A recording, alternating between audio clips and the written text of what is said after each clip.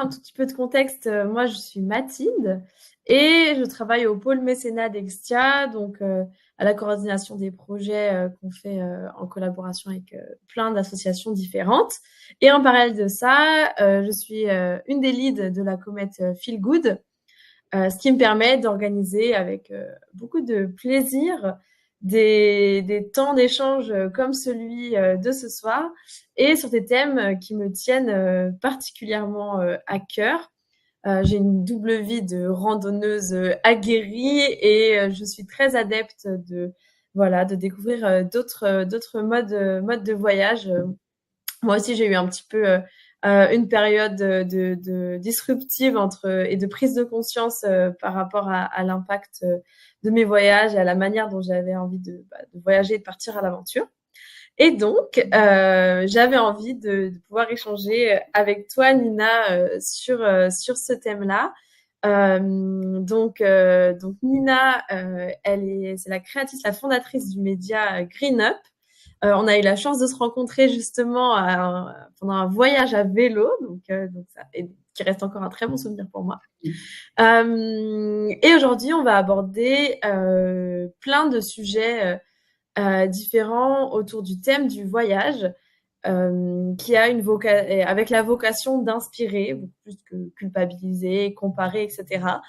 L'objectif, et Nina, tu le diras sûrement encore mieux que moi, mais voilà, c'est vraiment pour moi de transformer notre imaginaire du voyage, parce que on s'aperçoit vite que c'est qu'une question de perspective.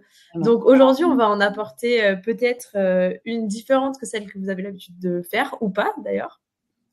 Et on va pouvoir même d'ailleurs échanger sur tous les thèmes que ça touche. Nina, tu as plusieurs sujets de prédilection, pas seulement l'écologie. Je te laisserai la parole pour présenter ça un petit peu plus. Et peut-être en dire un petit peu plus sur voilà, le début de ton parcours et du sujet qu'on va aborder avant qu'on aille un petit peu plus en profondeur. Ouais, merci beaucoup Mathilde pour la présentation. Enchantée à toutes et à tous. Donc moi c'est Nina. Comme l'a dit Mathilde, j'ai fondé le média Green Up, qui est un média qui pousse les citoyens et citoyennes à l'action sur les questions à la fois climatiques, mais aussi les questions sociétales, parce qu'on verra les deux thèmes sont très liés. Et c'est pour ça que je prenais le temps de regarder ce que vous avez répondu sur les questions. Peut-être qu'on peut déjà débriefer sur ça, Mathilde, très rapidement avant que, bien sûr. J'en dise un petit peu plus. Donc la première question, c'était combien de fois prenez-vous l'avion par an? Ce qui va être vraiment en lien avec ce qu'on va voir sur tout le reste du temps. Donc vous avez été pour l'instant 42% à dire entre 2 et 5 allers-retours par an. 33% à dire jamais, à répondre jamais, 25% à dire un aller-retour par an et plus de 0%, vous êtes 0 à faire 5 allers-retours par an. Donc, très sympa comme petit sondage pour voir où est-ce qu'on se place. Comme tu le disais, Mathilde, c'est pas du tout pour juger qui que ce soit. Mais moi, si je reprends un petit peu mon parcours, il y a 4 ans, donc je lançais le média Green Up et c'est là où justement je me suis beaucoup sensibilisée via mon mémoire de fin d'études, où j'étais en marketing et pendant les 5 ans de mes études, on nous a répété qu'il fallait produire, créer des besoins, créer des désirs. Et ça, c'était sans trop prendre en compte justement ces questions climatiques et sociétales.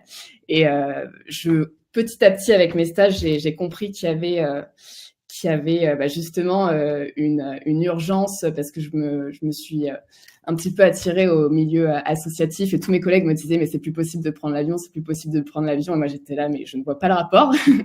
Et donc c'est pour ça que je me suis attardée sur ce sujet de la crise climatique pendant mon mémoire, qui est tombé excusez-moi, je reçois un appel en même temps.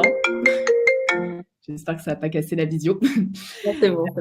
Donc j'en étais au Covid, donc c'était vraiment pile à ce moment-là où on était enfermés. Et moi, j'étais vraiment la tête dans les rapports du GIEC, les rapports du au Conseil du climat. Et j'étais là, bon, c'est plus possible en fait de faire l'autruche sur plein de sujets, notamment sur l'avion.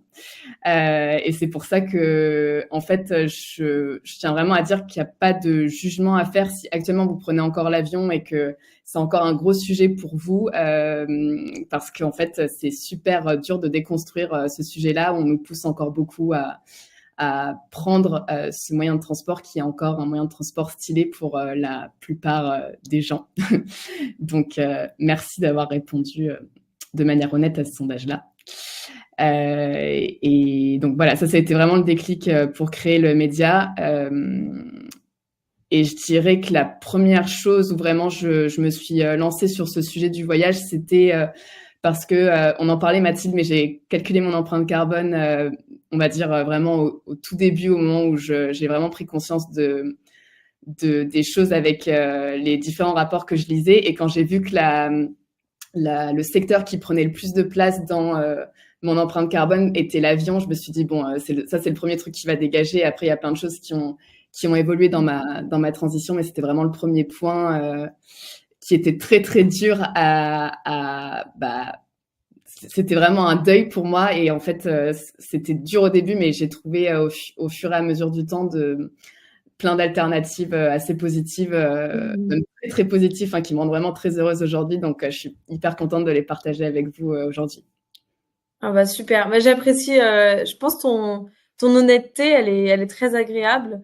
Le mot deuil que tu as employé, je pense qu'on peut tous se reconnaître là-dedans, ou en tout cas arrêter de concevoir le mythe comme quoi c'est facile de renoncer à quelque chose qui nous fait plaisir, c'est facile de renoncer à une manière de faire qu'on a toujours fait, c'est facile de renoncer à ce que font peut-être nos proches.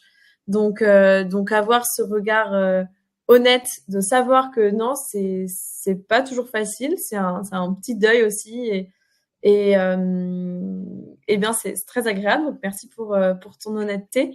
Avant qu'on passe à la suite, moi j'ai une petite question à te poser, c'est justement par rapport à la vocation de ton média. Donc tu l'as créé. Moi la question que j'ai à te poser, c'est pourquoi? En tout cas, il y a 4 ans, quand je l'ai créé, c'était vraiment ce sentiment où je me sentais super seule face à ce constat. Ma famille comprenait pas pourquoi je pétais un câble avec le climat alors qu'on était en crise sanitaire. Et moi, je mangeais climat, je me réveillais climat. Enfin, vraiment, c'était vraiment une obsession, parce que quand tu connais les chiffres et quand tu sais, justement, c'est ce que je mettais sur cette slide, il faut qu'on soit à 2 tonnes de CO2 et qu'un Français moyen est à 10 tonnes. Et moi, j'étais à 10 tonnes à ce moment-là quand j'ai calculé mon empreinte carbone. J'étais là, mais comment est-ce qu'on peut continuer à vivre sans avoir les infos? Et c'était surtout ça, c'était me dire, OK, moi, il y a 1 an, j'étais exactement dans cette situation que je savais pas. Donc, j'avais le droit d'agir comme ça si je savais pas, mais maintenant que je sais, je peux plus agir comme ça, c'est pas possible. En tout cas, niveau éthique, pour moi, ça passait plus. Et du coup, je me suis dit, c'est mon rôle maintenant, et c'est surtout quelque chose que je sais faire et que j'aime faire, communiquer, vu que c'était un peu mes études de base. Et donc, du coup, je me suis dit, ça va être mon projet, quoi. Et du coup, après ce fameux mémoire, je me suis dédiée 100% à ça. J'ai continué le média et maintenant, je travaille à fond là-dedans. J'accompagne des entreprises sur ces thématiques. Je forme des élèves dans les écoles. Enfin, vraiment, pour moi, c'est un peu mon but, quoi. Enfin, c'est hyper important de le décliner sur tous les secteurs de ma vie. Donc, voilà, j'essaye de participer à mon échelle à cette sensibilisation. Tu te sens vraiment actrice aussi, du coup. Ouais, carrément. Pleinement actrice. Génial, merci pour ta réponse. Pour revenir, du coup, là, on regardait le petit graphique. On s'aperçoit à quel point les transports, notamment l'avion, la pondération que ça a. Qu'est-ce qui fait aujourd'hui que dans notre société, le moyen de transport de l'avion soit autant banalisé ou soit aussi accessible, ne serait-ce que financièrement, pour tous? Il y a beaucoup de à prendre avec des pincettes, hein, mais ouais, bien sûr. Mais moi, en étant une grande adepte du train, c'est parfois frustrant de regarder les prix qu'on paye pour des billets de train qui nous emmènent quelque part en France par rapport à un billet d'avion. Donc, C'est ça. C'est toujours la grande question qu'on se pose où c'est super frustrant. Effectivement, le train est encore très cher et justement, il y a plein de mesures à mettre en place là-dessus pour que ça change. Mais déjà, pour mettre un peu de contexte et avoir quelques chiffres en tête, on est bien sûr très privilégié quand on prend l'avion. Il y a que 10% de la population mondiale qui a déjà pris l'avion.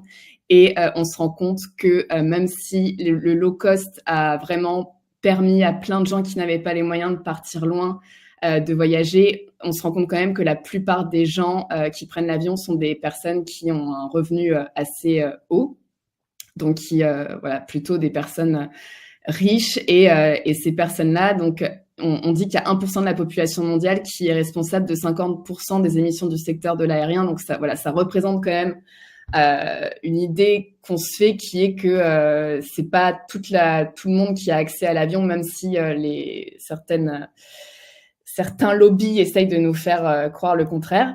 Et ce qui est intéressant, c'est que même si c'est pas beaucoup de monde qui l'utilise, ce fameux avion, ça reste quand même énormément de vols et c'est beaucoup d'émissions de gaz à effet de serre.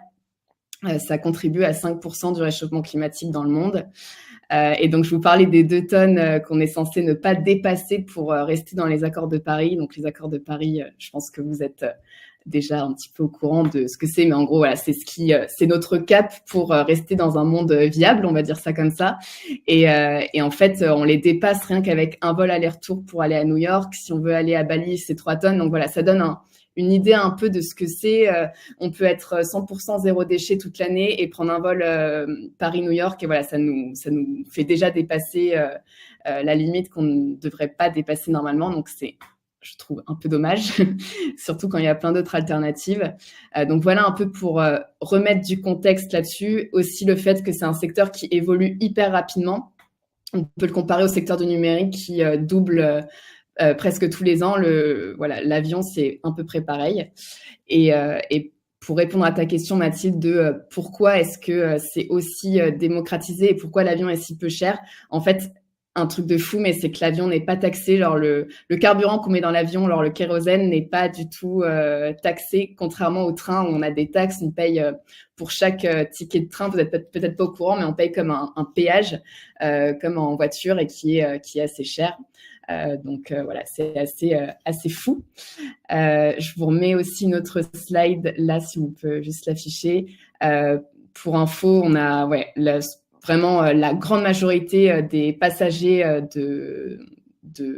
enfin les voyageurs sont là pour du loisir et pas pour des raisons familiales, ou en tout cas très peu. Et effectivement, enfin, c'est pas pour faire une échelle de qui a le droit ou qui a pas le droit, mais il faut aussi voir les priorités. Effectivement, si on a sa famille à l'autre bout du monde, c'est pas la même chose d'aller les voir que juste faire un aller-retour à New York sous 2 jours, quoi. Et Ouais, c'est chouette de le remettre en perspective aussi. Et aussi parce que les solutions qu'on va évoquer aujourd'hui, cette espèce de changement de paradigme qu'on va aborder, mine de rien, il va surtout affecter la partie loisir. Et je pense que vous allez voir que les aventures que Nina vit, ou en tout cas qu'elle nous partage, et cette nouvelle un peu univers qu'on peut découvrir, et dont je dois avouer je suis adepte aussi, apporte vraiment une nouvelle dimension. Et en réalité, je trouve, ça c'est à nouveau personnel, mais que ce qui peut paraître initialement comme une contrainte, de justement se dire je dois plus, ou je peux plus, ou je ne devrais plus. Donc, ce qui paraît comme une contrainte est finalement peut-être une opportunité. En tout cas, je trouve que ton chemin, Nina, le prouve. C'est aussi un petit peu mon parcours. Peut-être le vôtre aussi, ou peut-être que justement aujourd'hui sera une petite graine plantée dans votre esprit, mais on y vient. On va y venir à d'autres modes de voyage. C'était juste la petite parenthèse. Tu fais bien.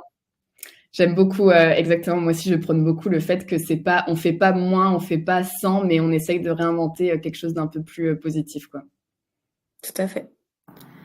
Mais donc, avant de se focaliser pleinement sur la partie voyage, si on reste vraiment focalisé sur ce côté système aviation, Qu'est-ce qui peut être mis en place, voilà, exactement, pour réduire ce trafic?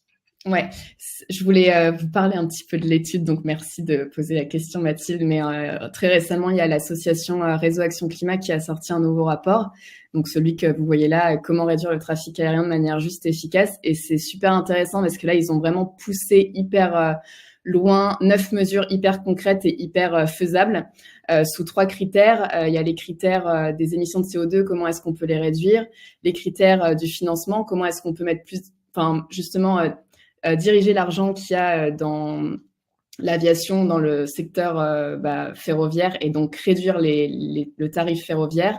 Et le troisième critère qui est la répartition de l'effort, donc faire en sorte que ce soit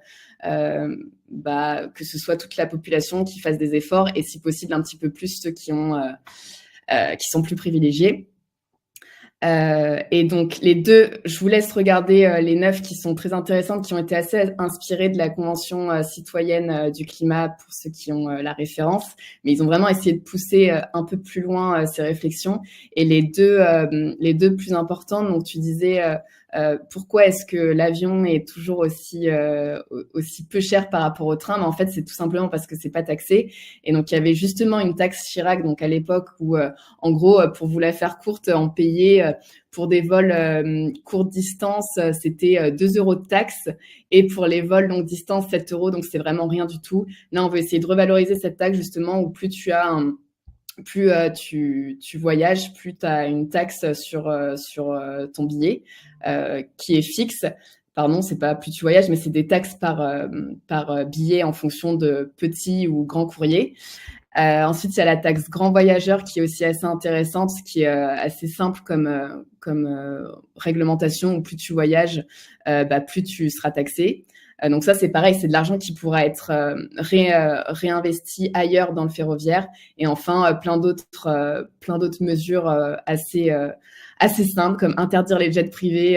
Je pense que c'est pas non plus c'est pas déconnant, si je peux le dire comme ça, mais c'est pour se donner les idées de comment est-ce que on peut avoir des solutions qui sont amenées par l'État aussi pour essayer de nous aider, nous, citoyens et citoyennes, pour faire les bons choix de mode de transport. Je trouve ça intéressant en fait de se dire qu'il y a plusieurs options possibles, qu'il y a plein d'idées.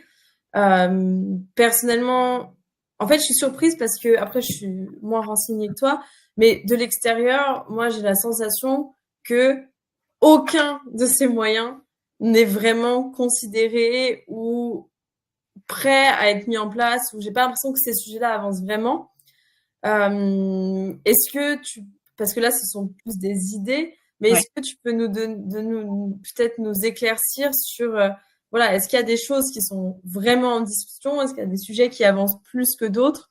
Ou est-ce que ça reste, mine de rien, un peu une bulle où on a des idées, mais que malheureusement, il y a encore trop de bâtons dans les roues pour que ça se mette en place? C'est une très bonne question. Là-dessus, écoute, j'ai envie de dire, vu qu'on change de gouvernement tous les 4 matins et que c'est un petit peu compliqué en ce moment, savoir aussi en fait à quel point, une fois que Réseau Action Climat a sorti l'étude, à quel point est-ce que c'est poussé. Et ça, c'est pareil, en fait, il y a beaucoup de secteurs qui ont des lobbies et qui poussent leurs idées, les entreprises poussent leurs idées auprès de l'État. Nous, c'est pareil, le lobby citoyen et les lobbies associatifs doivent pousser. Donc, c'est en discussion, là, vu qu'il y a encore une fois un nouveau ministre de la transition écologique, nouveau ministre du transport. J'imagine qu'ils sont à fond sur aller pousser ces idées-là, mais comme tout, ça prend du temps. Mais oui, bien sûr, c'est en discussion. Enfin, ça a toujours été en discussion. Il y a plein d'idées, comme je disais, qui sont là déjà depuis la Convention citoyenne du climat, où ils ont complètement rasé. Enfin, ils ont dit oui à tout et après ils ont dit non à tout. Donc, tu vois, c'est hyper compliqué. Et pour ça, il faut qu'on soit vraiment nombreux à le demander. Et c'est pas juste parce que l'association Réseau Action Climat l'a sorti que ça va se faire maintenant. Il faut pousser aussi du côté des citoyens pour signer des pétitions et essayer de se mobiliser pour faire passer ces lois, quoi. Ok, merci pour la précision.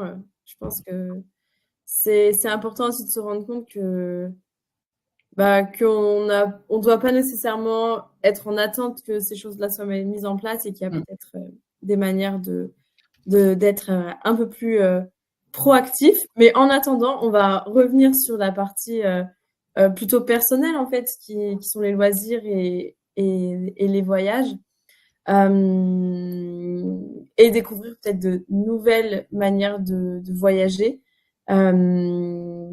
presque plus, ouais, avec un autre rapport au voyage. Justement, toi, peut-être tu peux nous partager qu'est-ce qui a changé dans ta manière de voyager depuis cette prise de conscience que tu as eue.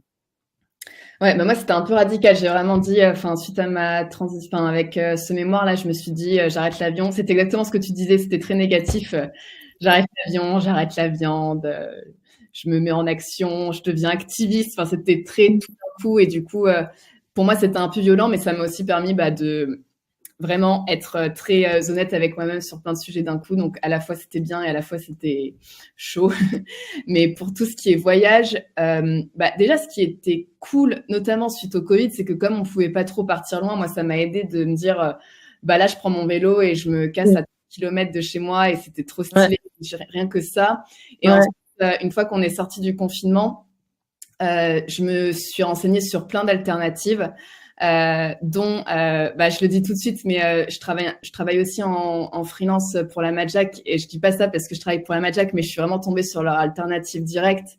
Et en fait, c'est j'allais dire une association, non, c'est une organisation qui nous pousse à partir à l'aventure, en micro-aventure, donc sur des petits séjours, sur un week-end, où on découvre des coins vraiment paumés en France. Donc, c'est vraiment pour contrer le surtourisme.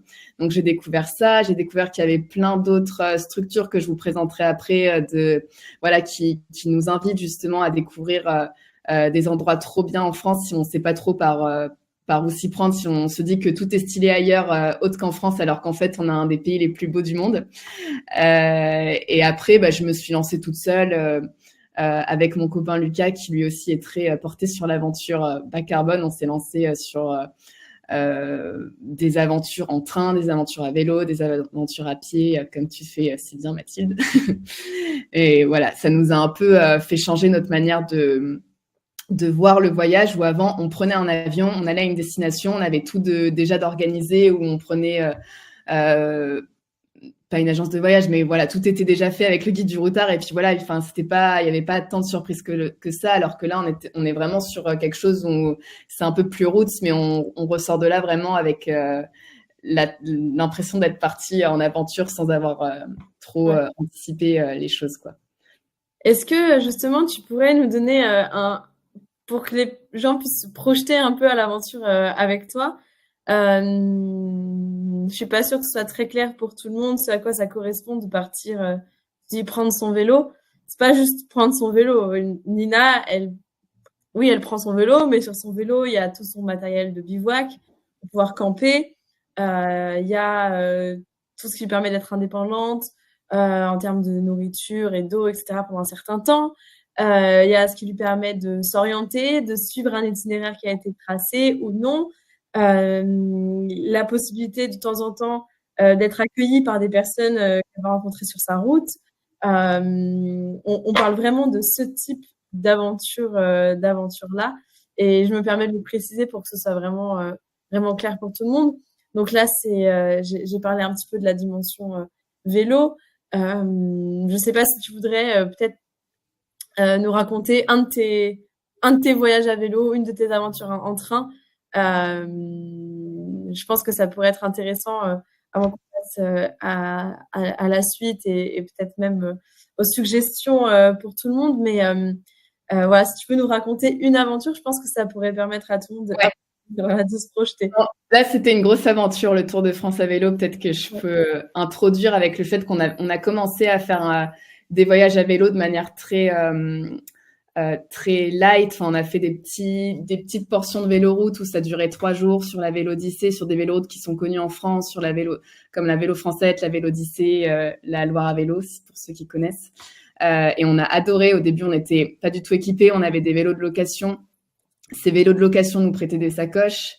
Donc, c'est vraiment accessible pour commencer. C'est vraiment hyper chouette de faire ça sur des véloroutes connues parce que y a plein de loueurs qui peuvent vous prendre en charge et faire ce qui s'appelle des one-way. Donc, vous commencez à un endroit, vous finissez à l'autre et vous n'avez pas besoin de ramener le vélo. Donc, ça, c'est hyper cool. Donc, on a commencé comme ça. On a adoré voir toutes nos affaires sur le vélo. C'était trop chouette. Et petit à petit, chaque année, on faisait un petit peu plus de vélo. Et à la fin, là, l'an dernier, on s'est lancé dans un Tour de France à vélo. Donc, comme vous le voyez sur la carte que j'ai présentée juste avant. Et là, on a pris 2 mois off. Donc, c'est ça qui, pour moi, est tout l'enjeu du voyage. Pour moi, c'est vraiment les micro-aventures où on n'a pas beaucoup de temps. On peut partir un peu quand on veut, quand on a du temps libre sur une journée, 2 journées. Et du voyage un peu plus long terme où là, vraiment, on essaye de se dégager du temps pour partir plus loin et plus longtemps.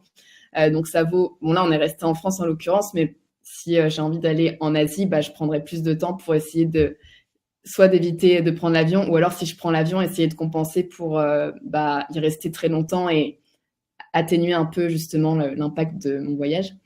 Donc voilà pour ça. Et bon, je sais même pas comment en parler de ce Tour de France tellement c'était génial. Allez voir les images si vous voulez vous imprégner un petit peu du voyage. Il y a Lucas, donc mon copain qui est à côté de moi là sur la photo, qui fait tout un reportage sur les différentes véloroutes qu'on a pris. J'ai pas mis son compte, mais je vous passerai le lien dans la conversation. C'est Slolulus, le nom de son compte. Et ouais, c'était vraiment génial. Et là, on était effectivement un peu plus équipés. On avait nos propres vélos. On dormait un petit peu en bivouac, un petit peu chez les gens. Donc, c'était vraiment un super moment de partage. Et c'était vraiment la définition du voyage où tu rencontres les gens. Même si c'est proche de chez toi, c'était vraiment le cas où on a beaucoup plus rencontré les gens pendant ce voyage que si on était parti au Pérou dans des circonstances, avec une agence de voyage ou autre. Donc voilà un petit peu pour vous donner un exemple de voyage. Et sinon, je suis aussi très adepte du train ou Interrail. J'ai bien poncé le site Interrail et tous les voyages qu'ils proposent. Donc ça, c'est pareil pour ceux qui connaissent pas Interrail. Donc c'est un pass qui vous donne accès à tous les trains d'Europe pendant une certaine durée que vous choisissez. Et c'est génial. Bon, c'est très axé ville, du coup, vous pouvez quand même vous échapper un petit peu dans certains coins avec des TER, mais c'est très axé ville. Et sinon, même aller à l'autre bout du monde avec le Transsibérien, c'est possible. Je l'ai pas encore testé, mais tout est… C'est dans ta liste Comment? C'est dans ta liste ou pas? Oui, c'est dans ma liste. J'aimerais trop. C'est vraiment dans mon top 3 de voyages que j'ai envie de faire. Trop bien. Mais ce que je trouve intéressant aussi avec un peu le côté micro-aventure, c'est aussi cet aspect que on peut vivre quelque chose d'intense et de très fort sans forcément tout plaquer, partir plusieurs mois et avoir vraiment une rupture avec la vie entre guillemets plus classique. Ce que je trouve vraiment génial dans cette promesse-là, c'est l'aspect accessible, aussi bien financièrement que temporellement et avec des vies normales en fait. Et je trouve que ça rend cette proposition et cette solution encore plus pertinente. En tout cas, c'est mon avis. Bien. Oui, on est une grande adepte aussi avec tous les… Parce que je pense que beaucoup de personnes qui regardent la présentation actuellement sont au courant que Mathilde part tous les week-ends à la montagne. Ah, je sais pas. En replay, je pense que tu es une des… Je connais très peu de personnes qui sont autant en vadrouille le week-end sur quand même des longues distances accessibles en train. Et comme quoi, c'est carrément faisable. Et pour moi, c'est vraiment la définition de la micro-aventure. C'est pas parce que tu es à Paris vendredi que tu peux pas t'éclater dans les hauteurs le samedi, quoi. Ouais. Du coup, petit instant d'auto-promo, je vais vous mettre ma page aussi, hein, pas oui. C'était pas spécialement le but, mais on y est. Mais c'est aussi, c'est chouette. Ouais. Génial. Est-ce qu'on a tout abordé? On a parlé du cyclotourisme, des voyages en train, des treks. On est au micro-aventure, justement. Parfait. Tu nous parles un petit peu, la Madjack, c'est quelque chose que moi aussi je porte dans mon cœur. C'est d'ailleurs là qu'on s'est rencontrés à une édition d'une Madjack, on s'est rencontrés avec Nina. Dis-nous en plus. Justement, c'est ce que je vous racontais au début quand j'essayais de trouver des alternatives au voyage loin en avion. La Madjack s'est tombée un peu dans le dans mes premières recherches. Il y avait Chiloé aussi qui faisait des choses assez similaires, mais c'est pas exactement pareil, et Explora Project, donc je peux vous dire un petit peu ce qu'il en est pour les personnes qui connaissent pas. Donc la matcha que je vous ai expliqué, c'est vraiment partir à l'aventure, mais des aventures un peu folles, où c'est mi-festival, fiesta, terroir et sport, soit trek, soit vélo, soit paddle. Mathilde, elle a tout testé là bientôt. Elle a fait vélo, paddle. Il y a du La canoë. rando. Étonnant, mais il me manquera la rando. Chiloé, c'est une agence de voyage qui, elle, nous emmène un petit peu en plus petit comité dans des coins très sympas en France avec des guides. Donc pareil, pour vraiment essayer d'allier aventure et voyage bas carbone, et Explora Project qui fait globalement un petit peu la même chose, mais qui ont à cœur toutes ces alternatives à l'avion. Donc, si vous voulez pas vous lancer tout de suite tout seul ou toute seule dans des aventures comme ça, je trouve que c'est des super accompagnateurs, et ça démocratise un peu ces voyages-là si vous voulez partir avec beaucoup de monde avec la Majak, ou en plus petit comité avec Chiloé Explora. Donc voilà pour ces trois-là. Après, il y a les agences de voyage un petit peu plus classiques, mais qui ont été reprises sous format écolo, avec Fairtrotter, qui là vous organise vraiment un voyage où vous êtes tout seul, c'est pas en groupe, c'est un voyage aux petits oignons de manière la plus éthique et écologique. Chamina Voyage, qui organise plein de choses en trek et en vélo sous des formats accompagnés ou liberté. Et La Trace, c'est une agence de voyage 100% vélo qui est aussi très chouette, qui vient de se lancer, que je vous recommande si vous voulez commencer le vélo. C'est très sympa ce qu'ils font. Les Others, du coup, c'est un média qui est très inspirant sur ces thématiques-là, et qui a créé Recto Verso, où ils ont, donc c'est plein de maps qui nous invitent à découvrir la France dans tous les recoins. Et là, ils sortent très bientôt un Recto Verso Europe, donc pareil, j'ai très très envie de découvrir ce qu'ils vont nous concocter là-dessus. Je sais pas, Mathilde, si tu fais quelques randos aussi en dehors de la France, si c'est ton projet, mais je pense qu'il y a, avec le nouveau Recto Verso, il va y avoir de quoi faire là pour. Ouais. Ces deux guides-là, enfin, c'est des petits coffrets qui regroupent sous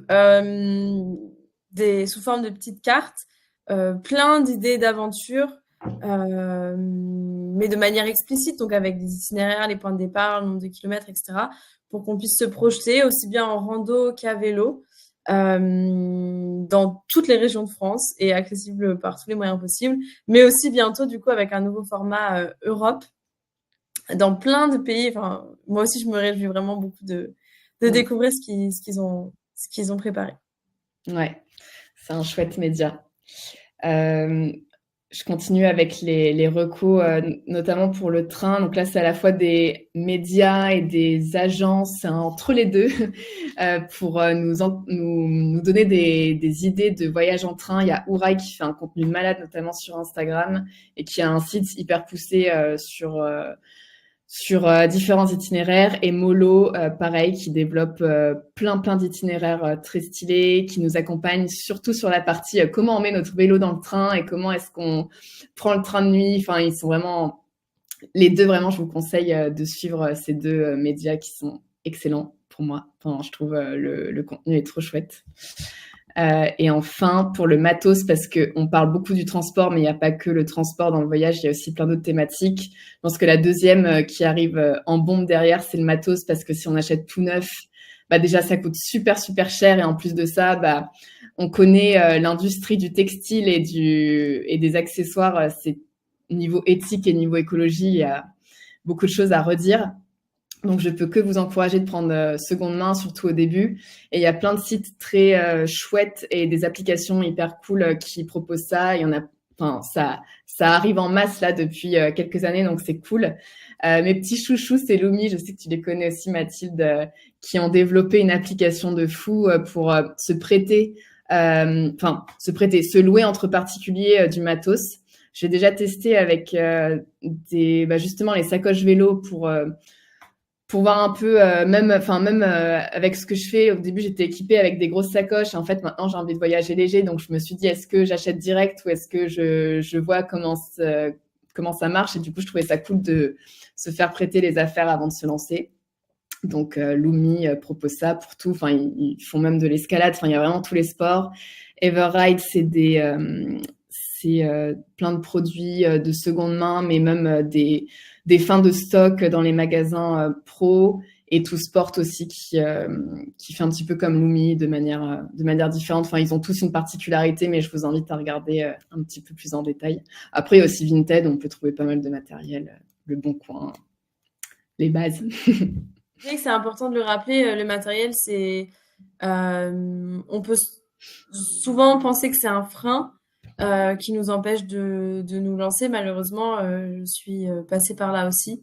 Donc toutes ces alternatives-là, elles sont très intéressantes, que ce soit pour nous de manière économique ou pour la planète, mais aussi, comme tu disais, pour permettre parmi tous les différents produits qui existent sur le marché, toutes les différentes tentes, toutes les différentes options, de pouvoir tester avant d'investir dans quelque chose qui convient vraiment à notre pratique.